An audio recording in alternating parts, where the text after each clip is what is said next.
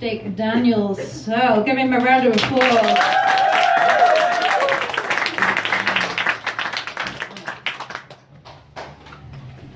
Hello.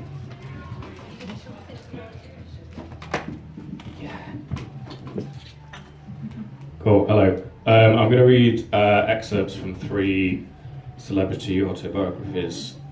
They are Cheryl cool. Whatever she is nowadays.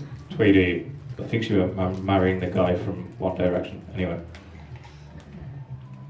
Len Goodman from Strictly. Princess Diana. And what's interesting about the excerpts is they all mention in their autobiographies the same event.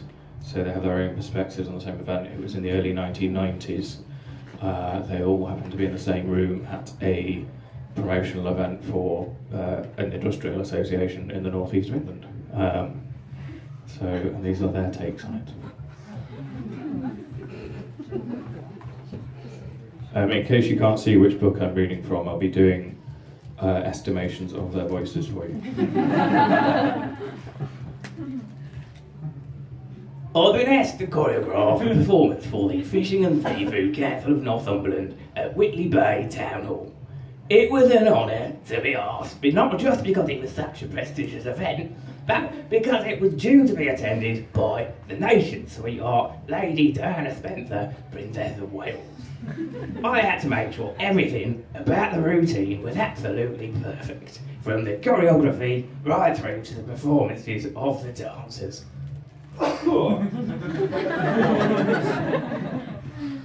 They were a gay bunch of girls from a nearby town called Newcastle. They'd all received some formal training in modern and classic dance, but the routine I'd devised would push them all to the next level.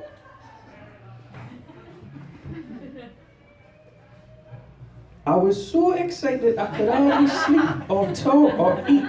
I was going to be doing what I loved, dancing for the nation's sweetheart, Lady Diana Spencer, the people's princess. I had to make sure my performance was absolutely perfect if I was going to achieve my dream of one day becoming the next nation's sweetheart, as was my destiny. The rehearsals went great guns. My only concern was that we hadn't been able to try dress rehearsal because the outfits hadn't arrived. But, as they say in this crazy business, the show must carry on. So, I arranged for the outfits to be delivered on the morning of the show and left them as a surprise for the art team of dancers. The day of the dance was here and I was so excited I could barely shite. Me dad drove us to Whitley Bay Town Hall. I was dressed in me best ski pants and leg warmers. I always used to joke that you needs leg warmers in Whitley Bay because it's so cold. We always had a laugh, me and me dad. We'd all warmed up, but then disaster struck. I was off for a line in the toilet, and when I came back, I found out that my dance instructor had got us all outfits. And the other dancers were all looking amazing, dressed as mermaids, but when I came out, there was only one outfit left, and it wasn't a mermaid costume. I was going to have to dance for the nation's sweetheart, Lady Diana Spencer, the people's Princess of Wales, dressed as a prawn.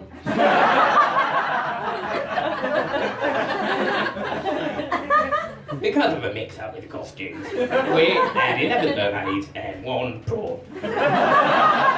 I could see the girl who got the prawn costume wasn't keen on being the odd one out, so I put an arm around her shoulders and said, "Hey, it's always better to stand out than it is to blend in. Ain't that right, you little scampi?"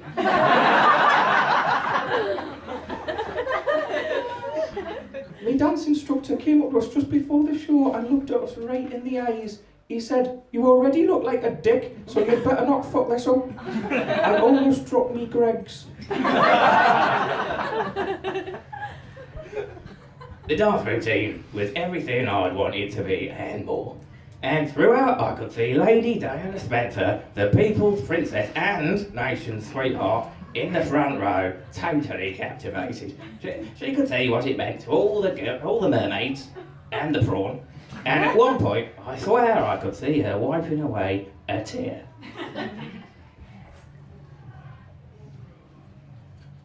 In those days, I attended a great number of functions that helped promote British commerce, and as patron saint of the Fishing and Seafood Council of Northumberland, I was due to visit their annual gala dinner held in a small Scottish fishing village.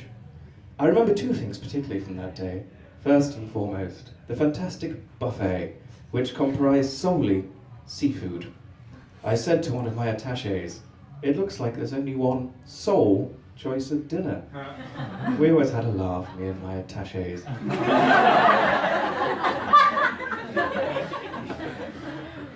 I got through the dance without a single mistake, even though I was close to tears on account of being dressed as a prawn. I could see Princess Diana, Lady Spencer of Wales, watching me with her kind eyes, and it was at that moment that I knew I was destined to one day carry her mantle of being the nation's sweetheart.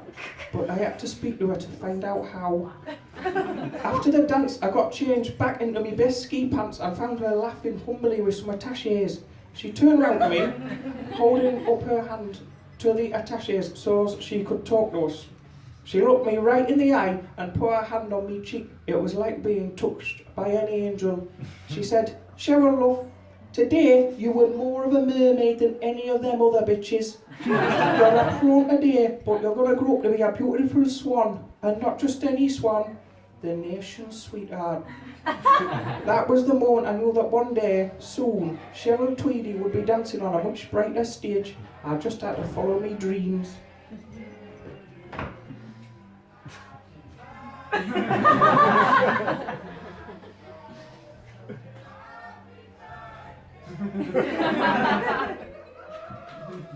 Afterwards, everybody wanted to speak to me and congratulate me on the performance. It was crazy. I was even more in demand than Princess Diana Spencer, Lady of Wales and the nation's sweetheart. But then, I had to save the day.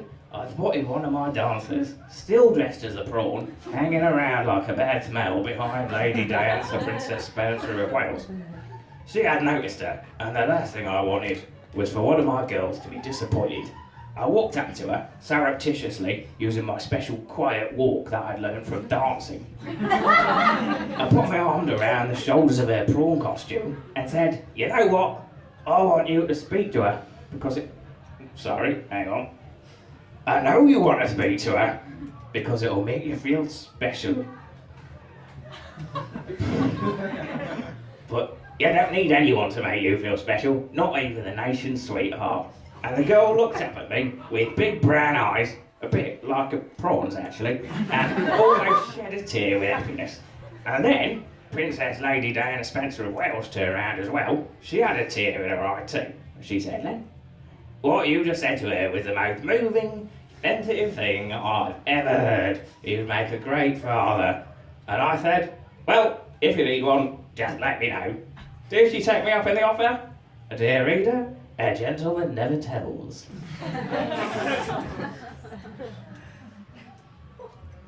The second and final thing I remember from that day was a strange incident near the buffet table.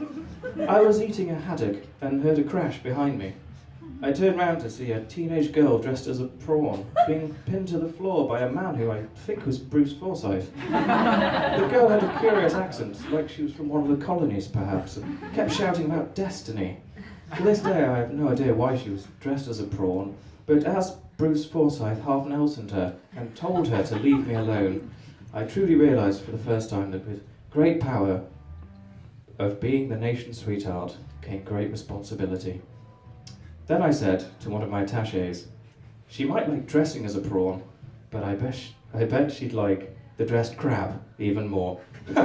We had a laugh, me and my attachés. Then we went home.